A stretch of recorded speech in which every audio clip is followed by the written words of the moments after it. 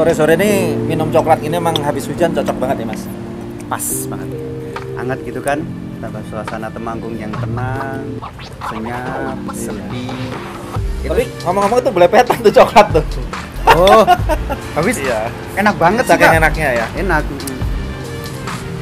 Ini kita ada di mana ini? Cafe apa ini?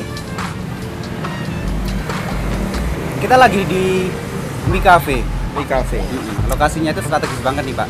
Iya. Jantung Orang, Kak. kota. Jantung kota. Titik nol. Titik nol. Deket banget sama alun-alun. Jaraknya nggak sampai 50 meter.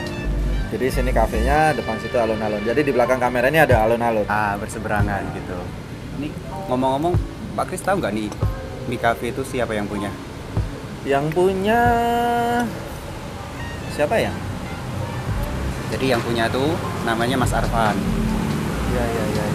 Oh Mas Arfan. Mas Arfan itu memang dia suka masak-masak itu, suka bartender atau gimana? Bukan. Hah? Nah, Mas Arfan tuh dia salah satu arsitek yang bisa dikatakan usianya masih muda banget, tapi di Temanggung ini menjadi salah satu rujukan gitu. Nah, cerita menariknya adalah Mas Arfan ini dia punya sumbangsih di pembangunan pondok kita, Pondok Zabisa. Jadi ada satu bangunan itu yang murni arsitekturnya itu dari dia gitu, desainnya. Satu bangunan ya. Nah, terus kalau kita mumpung kita lagi di kafenya dia nih, di Mi Ya. Cafe ini kita langsung ngobrol sama dia. Bisa nggak kira-kira ya? Bisa, ada tuh di dalam. Oh gitu. Mau ketemu sama beliau?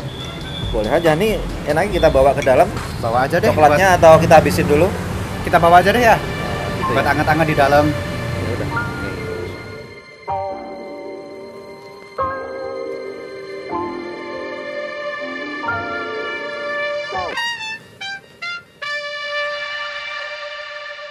Nah, pas banget tuh Pak. Ada ya. Iya. Alhamdulillah. Mas Arfan. Assalamualaikum. Silakan. Ini memang lagi ngafe atau memang setiap hari kesini kalau sore-sore? Kebetulan lagi di sini. Kebetulan lagi di sini ya. Oke. Jadi pekerjaan sebagai arsiteknya itu dikerjakan gambar gitu? Iya. Masih. Itu di rumah atau di kantor atau di studio apa gimana? Kantor studio ya tepatnya. Oh gitu. Jadi ini punya sambilan, punya kafe. Bisa dikatakan seperti itu. Oke. Wah, sambilannya kafe. Duduk dulu Nah, mungkin. boleh. Di sana ya. Kita ngobrol-ngobrol ya Mas. Iya. Arfan ya. Silakan.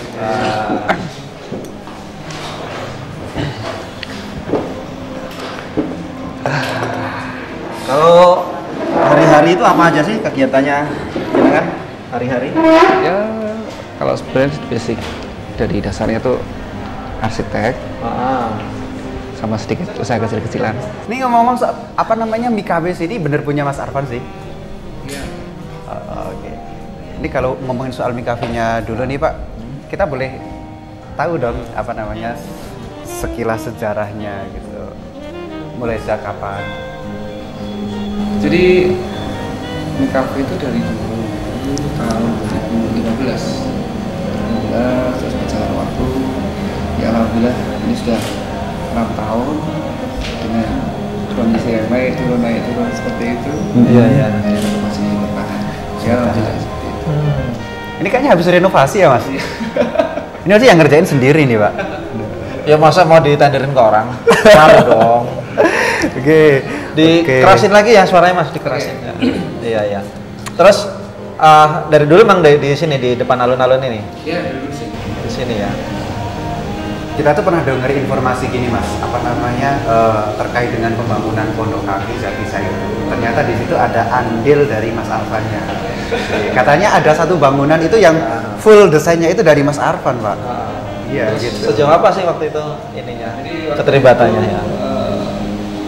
Dari tim kami biasa beberapa masih itu ada di Koja. Koja jadi saya kita survei dari beberapa titik lokasi itu kami saya kebutuhan dari perusahaan itu. Biasanya seperti apa? Oh iya. Jadi Tahun berapa tuh? Tahun berapa sih? Itu sudah 1 tahun yang lalu ya. 1 tahun yang lalu. Itu yang memprakarsai ketemunya itu sama siapa Mas? Waktu itu sama ayah dari Heeh. kita ada almarhumah terus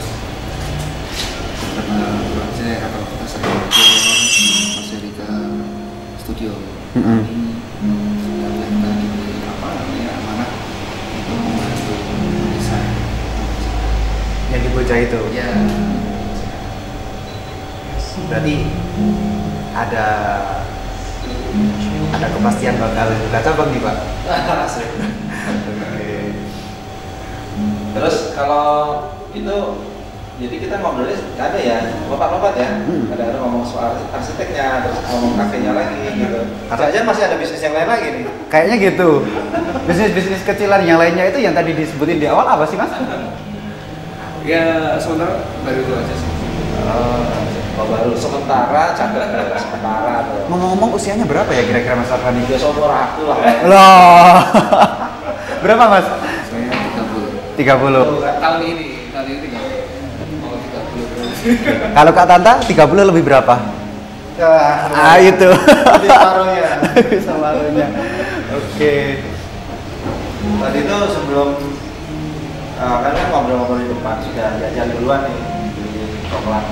Itu awalnya juga belum tahu itu kabarnya bahwa Mas Arfan ini selain juga arsitek tapi juga punya bisnis kafe gitu. Terus itu saya sih penasaran sih. Saya kan juga kerjanya juga kadang-kadang nggak jelas juga sih, pengen banyak hal yang mau dikerjakan gitu. Sama berarti. Itu apa passion apa gitu yang mendorongnya dengan arsitek tapi kok kafe gitu kan bisa aja bikin usaha yang lain gitu. Jadi memang dulu niat awal itu dulu memang saya pengen punya sesuatu studio. Di situ saya bisa kerja pelayan, tapi berjalannya waktu ternyata dengan tempat yang ala kadarnya ini tidak mencukupi, sehingga mau tidak mau saya harus memiliki studio di tempat lain seperti itu. Namun ketemu kayaknya di sini ya kan. Nanti kalau ada kesempatan kita bisa ke studionya mungkin ya. Nah, terus di studinya itu melayani jasa apa aja sih Mas? Cuma desain aja atau sampai pembangunan? Jadi gitu? Di dalam konsultan kami itu di konsultan perencanaan dan pelaksanaan. Perencanaan dan pelaksanaan. Ya, jadi ada beberapa klien yang minta desain aja atau yang sekalian.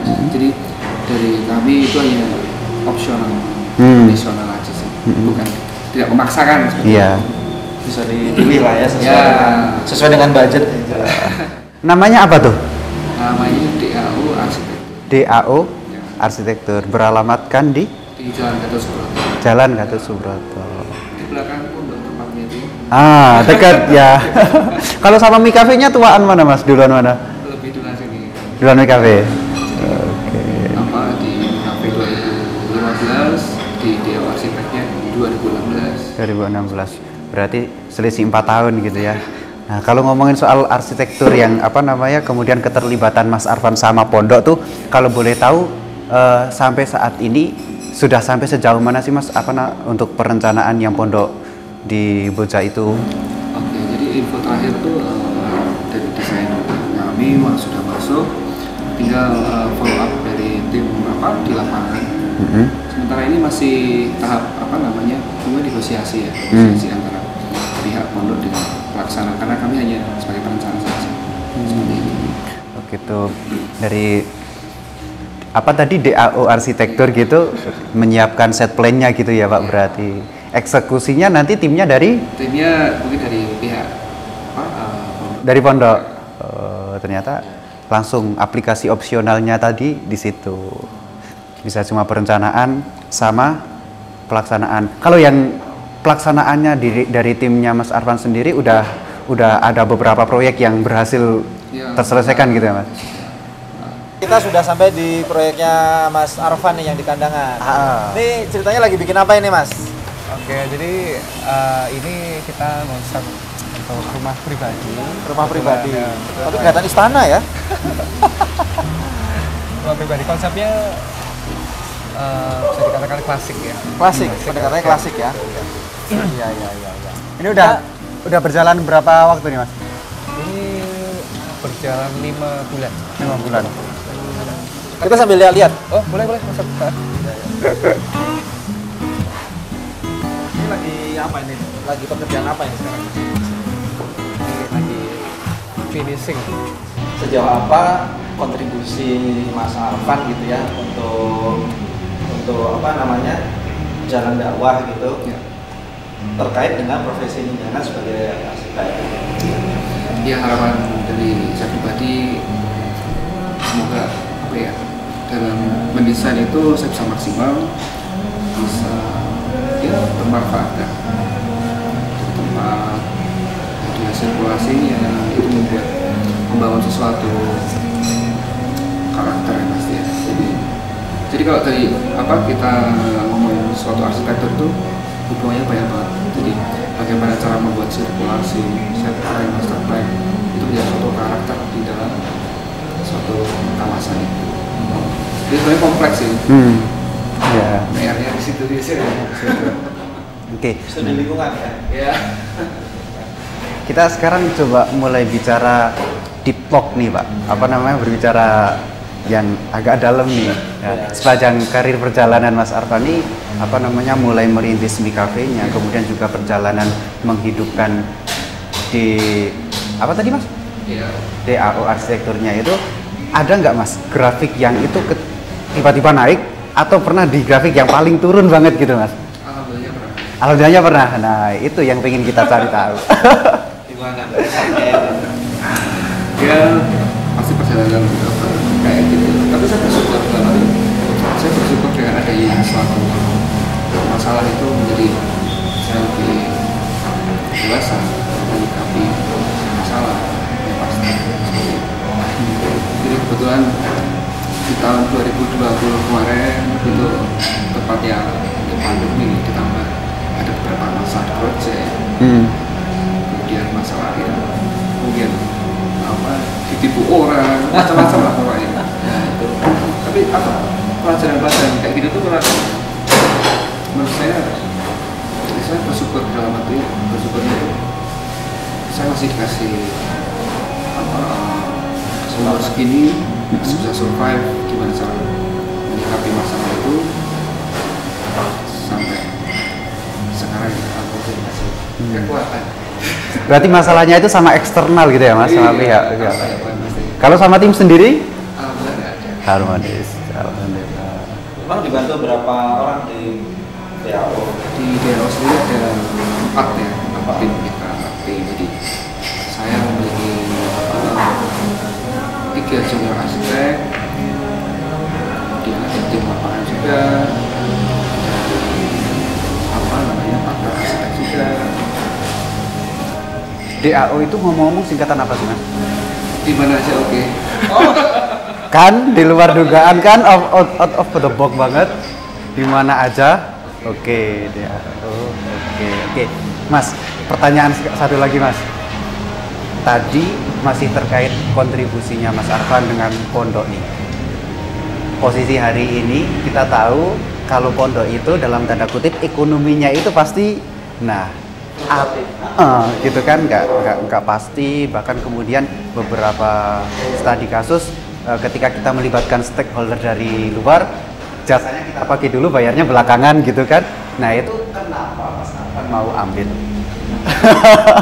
Jadi memang di dalam apa konsultan saya ini untuk kita apa membedakan dalam arti membedakan itu untuk suatu proyek yang sifatnya pribadi itu memang biasanya kita sudah ada porsinya sendiri. Namun untuk apa proyek yang sifatnya sosial untuk ibadah itu biasanya kita memberikan free. Atau nanti jika memang ada pengeluaran itu yang dikeluarkan hanya biaya akomodasi atau produksi seperti itu. Iya. Berarti tetap ada apa namanya niatan khusus di situ ya. Nggak bisa kemudian kita memandangnya dari sudut pandang dunianya saja gitu. Oke. Dan itu sebenarnya nggak cuma untuk dia bisa ya. Itu Ya, kan berlaku untuk kemana aja kalau beberapa yang sudah jalan memang kita ada sosial itu katanya yang penting kita bisa maksimal bantu seperti apa dan itu punya kalau kayak gini sistemnya apa? Borongan apa harian sih, Mas? Kayaknya ini harian. Harian ya. Ini harian. Kalau perbandingan antara borongan sama harian, kalau hitung-hitungan secara nominal itu lebih menguntungkan mana kalau saya dari posisi customer?